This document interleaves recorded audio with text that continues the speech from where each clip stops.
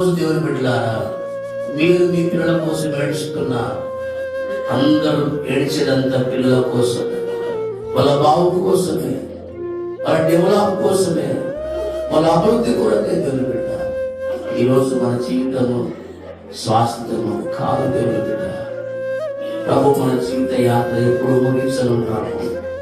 కానీ మన కడుపున పుట్టిన పిల్లలు మన రాజ్యం అంతం లేనిగా విస్తరించాలి, బహుగా ఫలించాలి.